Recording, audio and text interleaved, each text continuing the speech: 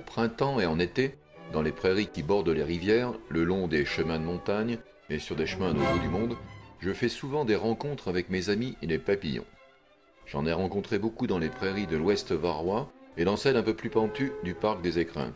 Et puis récemment, dans une forêt tropicale au bord des chutes d'eau d'Iguassou. Oui, c'est vrai, je suis captivé par cet insecte qui sort de terre, butine quelques jours ou quelques semaines, assure sa descendance et puis disparaît.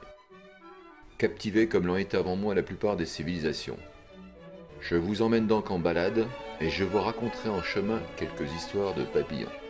Oh, pas celles des entomologistes qui connaissent les noms compliqués de ces splendides créatures, mais celles d'un promeneur un peu poète.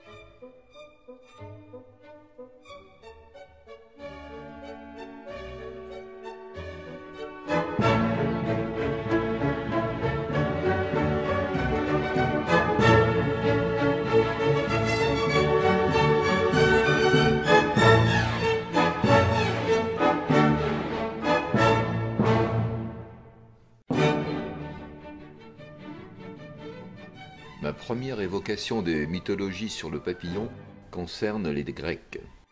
En grec, le terme de psyché désigne à la fois l'âme humaine et le papillon.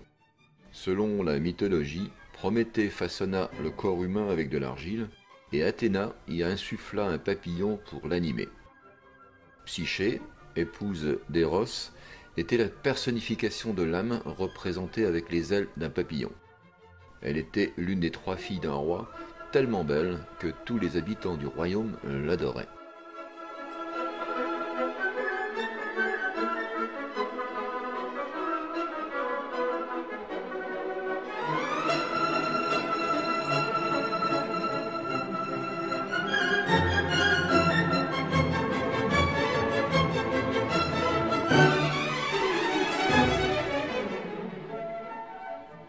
Ma deuxième évocation des mythologies sur le papillon concerne les Romains.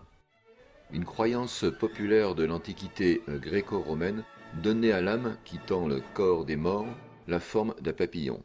Cette croyance se retrouve chez certaines populations turques d'Asie centrale qui ont subi une influence iranienne et pour lesquelles les défunts peuvent apparaître sous la forme d'un papillon de nuit.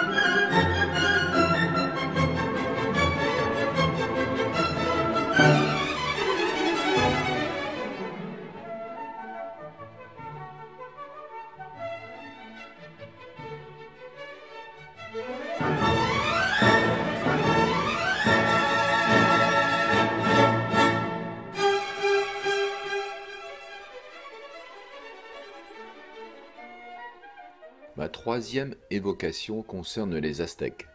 Le papillon était l'âme du guerrier aztèque tué au combat. Chez les Aztèques, le papillon est un symbole de l'âme ou du souffle vital échappé de la bouche de l'agonisant.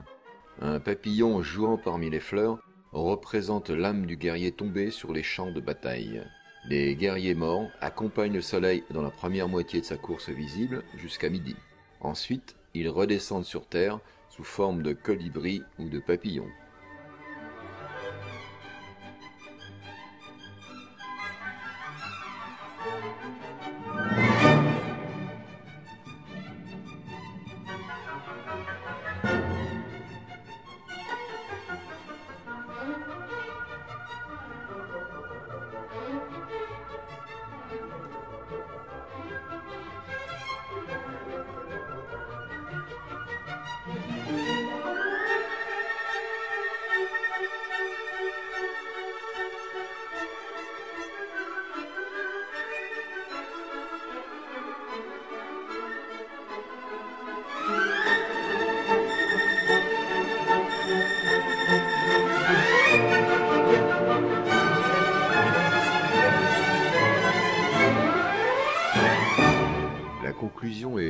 commencer à Lamartine avec ces quelques vers.